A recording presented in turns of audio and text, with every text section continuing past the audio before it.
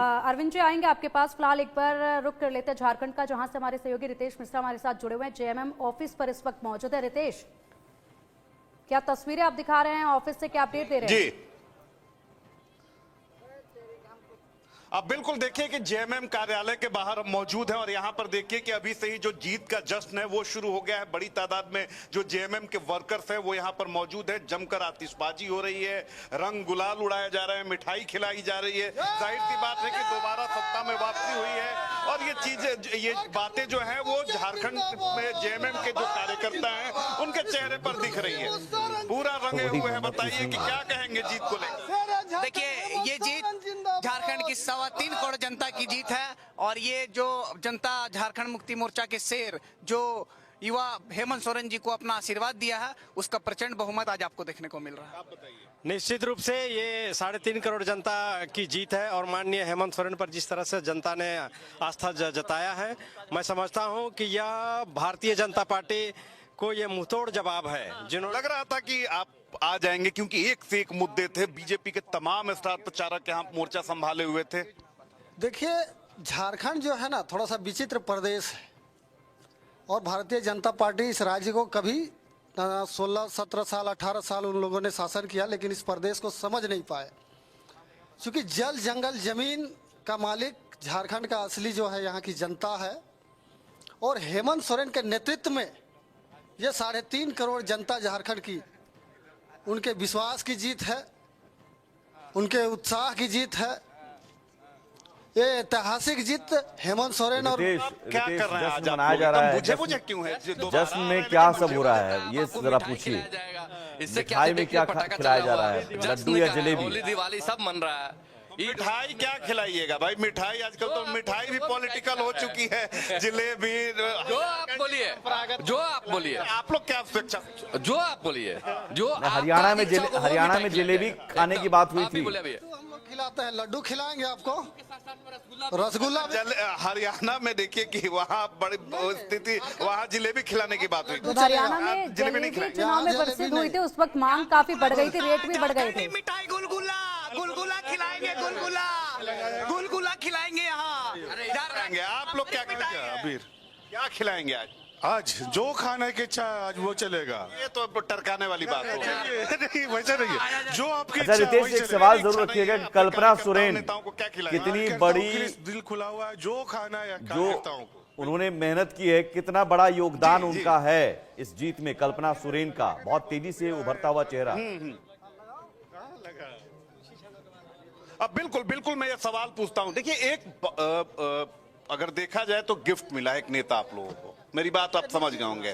कल्पना सोरेन ने जिस तरह से प्रदर्शन किया, क्या कार्यकर्ता कितना उत्साहित है? और निश्चित रूप से लोग कहते हैं कि आपदा में अवसर, तो झारखंड मुक्ति मोर्चा के साथ जो विपत्ति आई थी, जो आपदा आई थी, भारतीय जनता पार्टी ने एक साजिश के तहत युवा लोकप्रिय और इस देश के सबसे लोकप्रिय मुख्यमंत्रियों में से शुमार माननीय हेमंत सोरेन जी को जो है एक षड्यंत्र के तहत जेल में डालने का काम किया और उस विपत्ति की घड़ी में उनकी धर्मपत्नी इस राज्य का नेतृत्व और झारखंड मुक्ति मोर्चा का नेतृत्व संभाला और इस राज्य को ही नहीं पूरे देश को एक संदेश देने का काम किया। बिल्कुल बिल्कुल। देखिए, कुछ और लोग हैं यहाँ पर, जहां भी देखेंगे कार्यकर्ता।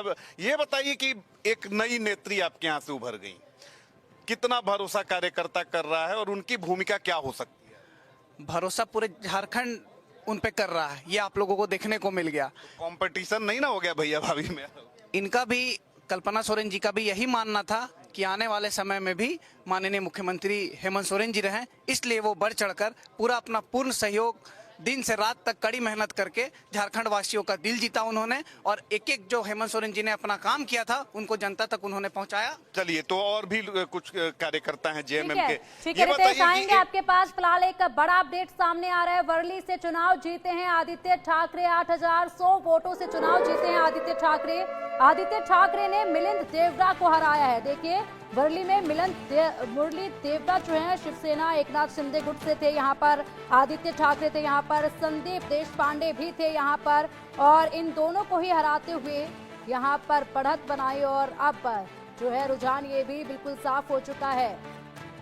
वर्ली से चुनाव जीते हैं आदित्य ठाकरे, और एक बड़ी जीत इसलिए भी कि मिलिंद देवड़ा भी सामने एक बड़ा चेहरा, और मिलिंद देवड़ा को हराया है। और ये शिवसेना उद्धव गुट के लिए कम से कम ये सीट जो है साख का सवाल बनी हुई थी। आदित्य ठाकरे की जीत, लेकिन ये जीत इतनी ज़्यादा खुशी देने वाली नहीं है।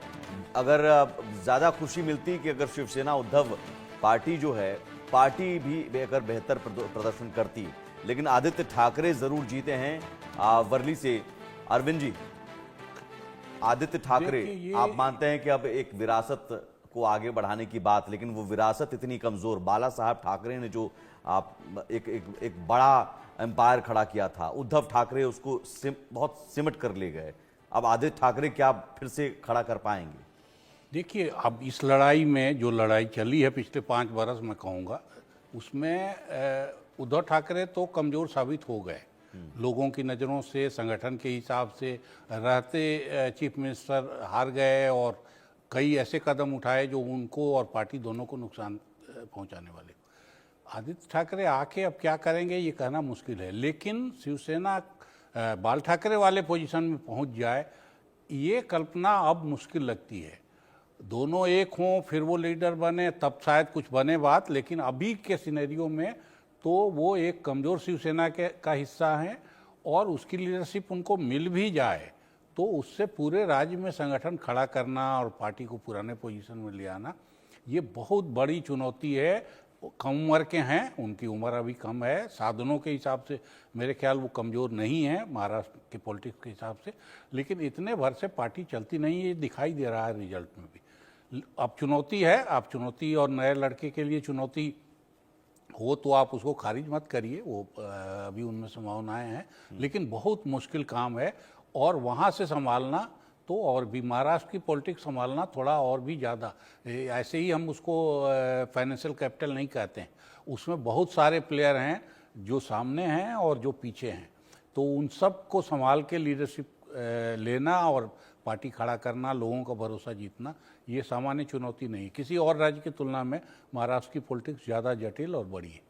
बिल्कुल अरविंद जी, और देखिए ये तो बात हुई अभी जो जिस तरीके से रुझान आया उस पर अगर बात की जाए, अभी फिलहाल जेएमएम कार्यालय से तस्वीरें सीधा हमारे सहयोगी रितेश जो हैं वो दिखा रहे थे। जश्न वहां पर भी मनाया जा रहा है, जश्न महाराष्ट्र में भी मनाया जा रहा है, बस अलग अलग तस्वीरें हैं। और अगर बात की जाए मिठाइयों को लेकर, जिस तरीके से आप भी कह रहे थे कि हरियाणा में जब चुनाव हुए उस वक्त पर जब जीत पक्की हुई तो वहां पर जलेबी का जिक्र सबसे ज्यादा सामने आया और जलेबी का रंग भी उभर कर आया। जलेबी के रंग पर जो पहले कभी चर्चा नहीं हुई वो चर्चा चुनाव के वक्त में अब होने लगी है, लड्डू या फिर जलेबी। यहां पर तो बता दिया है कार्यकर्ताओं ने कि हम तो झारखंड में गुलगुले खाकर जीत का जश्न मनाएंगे। आपको क्या पसंद है, लड्डू या जलेबी?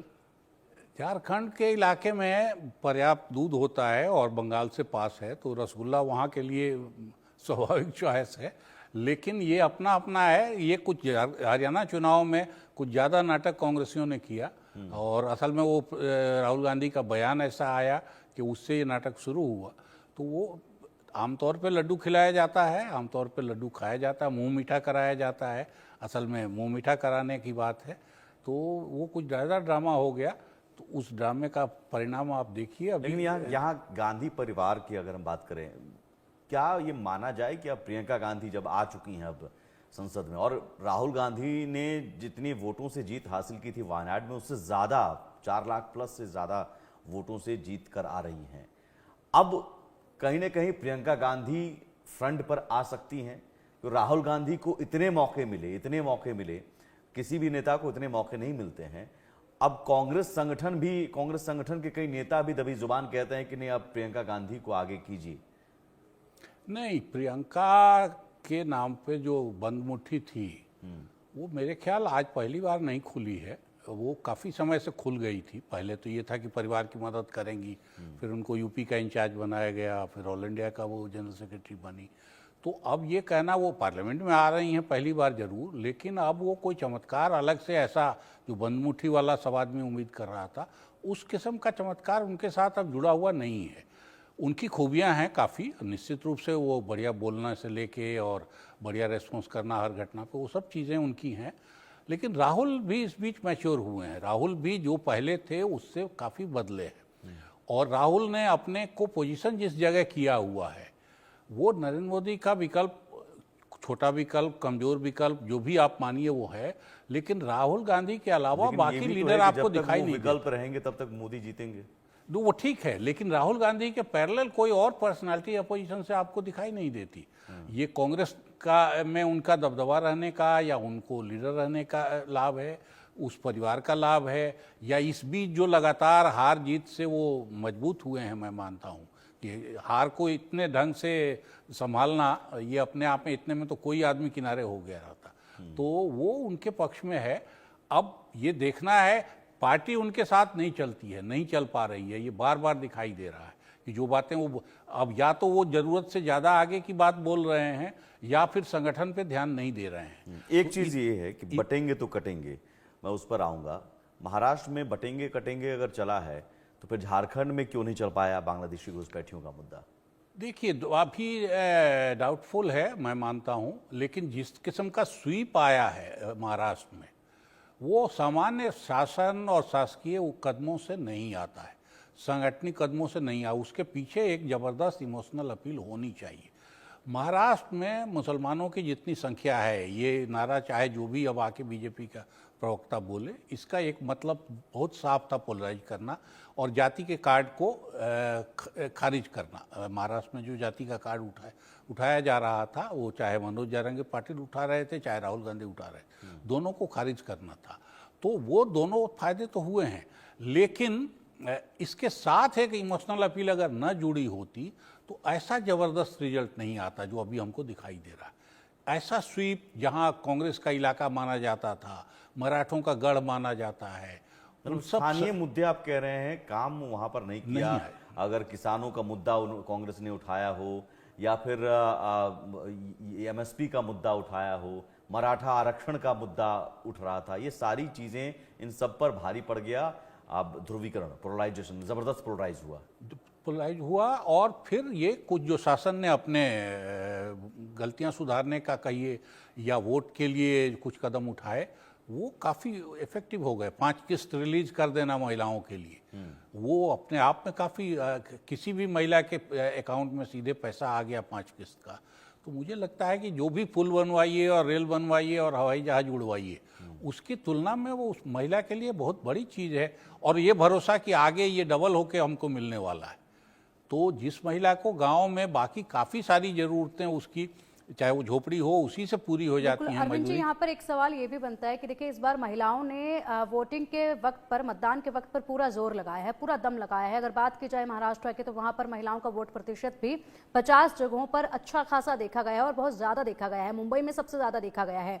इसके अलावा अगर अब बात की जाए मतदान के वक्त, तो यहाँ पर महिलाओं का दम नजर आया, जिस तरीके से वोट प्रतिशत बढ़ा है। उसके बाद अब सत्ता में आने के बाद किस तरीके से महिलाओं का दमखम नजर आएगा? देखिए, अगर पार्टियों को इस तरह की योजनाओं से फायदा हो रहा है तो मुझे लगता है कि ये दौर अभी चलेगा। और ये सिर्फ किसी पार्टी की बेईमानी नहीं है। मान लीजिए वादा करना कांग्रेस कर रही है, बीजेपी कर रही है, तो ये उनकी बेईमानी नहीं या लूट मचाना नहीं है। ये कहीं ना कहीं उनका जो फैसले वो करते रहे हैं अब तक, जिस तरह से सरकार चलाने की, वो सरकारी मशीनरी फेल हुई है डिलीवर करने में। ठेकेदार और इंजीनियर और पॉलिटिशियन का जो नेक्सस बनता है हर डेवलपमेंट प्रोजेक्ट में, उसके फेल्योर का है। उस आम आदमी, सड़क बन गई लेकिन उसमें कितनी दलाली खाई गई, ठेकेदार ने कितना कमा लिया, पॉलिटिशियन को कितना दिया, ब्यूरोक्रेट्स को कितना दिया, ये हर बार हम कहानी सुनते हैं। लेकिन आम लोगों को सड़क पे चलना एक लाभ हो जाता है, तो गाड़ी चलाने वाले को ज़्यादा होगा, पैदल चलने वाले को कम। अकाउंट में पैसा आ गया सीधे, या सीधे फायदे जो दिए गए हैं अभी, हेल्थ के, पढ़ाई के, लड़कियां पढ़ने जाएंगी तो उनको वर्दी मिलेगी, उनको साइकिल मिलेगी, स्टाइपेंड मिलेगा। तो इस तरह के फायदे जब आते हैं तो मुझे लग रहा है ये पुराने शासकीय पॉलिसियों के फेलियर का भी नतीजा है। एक बड़े फैक्टर की चर्चा होती है अरविंद जी, इन योजनाओं के अलावा या फिर स्थानीय मुद्दों के अलावा या फिर ध्रुवीकरण के अलावा, हर बार किसी भी चुनाव में ये जिक्र होता है कि क्या पीएम मोदी का जादू बरकरार है, जादुई जो चेहरा है, करिश्माई चेहरा है। ये दोनों विधानसभा चुनाव, 9 जनसभाएं की उन्होंने महाराष्ट्र में, 6 जनसभा की झारखंड में, रोड शो भी किए। पीएम मोदी, दोनों विधानसभा चुनाव में कोई ऐसा चेहरा आगे करके बीजेपी नहीं आई थी कि हम सीएम का चेहरा लेकर आगे बढ़ रहे हैं। यहां आप मानते हरियाणा में भी आप ठीक है, वहां पर नायब सिंह सैनी को अमित शाह ने कह दिया था, लेकिन माना गया कि नहीं पीएम मोदी का जादू है। तो पीएम मोदी का जो चेहरा है वो अभी भी ऐसा है जिसकी काट विपक्ष के पास नहीं है। निश्चित रूप से नरेंद्र मोदी का चेहरा अभी आज के पॉलिटिक्स में, चुनावी पॉलिटिक्स में सबसे भारी और बड़ा है। अब ये जरूर है कि अगर 2 साल पहले की से तुलना करेंगे तो मैं मानता हूं कि उससे नीचे आए हैं। लोकसभा चुनाव ने उसको साबित किया कि अब पहले जैसा जादू नहीं है, लेकिन वो घट के भी अभी वो बाकी सब पे बहुत भारी है। अब इस चुनाव में भी अगर आप देखेंगे तो आप कहेंगे कि झारखंड और इसका रिजल्ट अलग अलग हुआ, और प्रधानमंत्री बल्कि महाराष्ट्र के लिए तो ये माना जा रहा था कि वहाँ गुजरात से एक स्वाभाविक बगावत है, नाराजगी है। प्रोजेक्ट्स तो गए ही हैं, गुजराती मराठी लोगों के रिश्ते को लेके भी कहा जा रहा, इसलिए प्रधानमंत्री की वहाँ सभा कम मांगी गई है, और ये सब रिपोर्ट भी चले। लेकिन इसके बावजूद अभी भी प्रधानमंत्री का चेहरा, हमारे जो भी पॉलिटिकल जमात है, सबसे भारी दिग्गज तो शरद पवार थे वहाँ महाराष्ट्र के लिए, उनसे बड़ा पॉलिटिकल चेहरा उनकी पार्टी की हालत देखिए। बिल्कुल अरविंद जी, पीएम मोदी का तो चेहरा जो है वो चमका महाराष्ट्र की राजनीति में, और झारखंड में कुछ फीका जरूर रह गया है। लेकिन अगर बात की जाए सीएम चेहरे को लेकर तो उस पर अभी भी सस्पेंस है, क्योंकि पिछली बार जिस तरीके से देखा गया 80 घंटे पहले किसी और ने मुख्यमंत्री पद की शपथ ली, 80 घंटे के बाद जो है किसी और ने मुख्यमंत्री पद की शपथ ली। लेकिन इस बार जो है अमित शाह ने पहले ही देवेंद्र फडणवीस, एकनाथ शिंदे, अजित पवार से बात कर लिया। अजित पवार से पूरे 25 मिनट की बातचीत हुई है। क्या ये बातचीत हुई है इस पर हम सिर्फ अंदाजा ही लगा सकते हैं, लेकिन बहुत जल्द ये तस्वीर भी साफ हो जाएगी। फिलहाल रुकेंगे यहाँ पर एक छोटे से ब्रेक के लिए, चर्चा जारी रहेगी। आप देखते रहिए इंडिया न्यूज।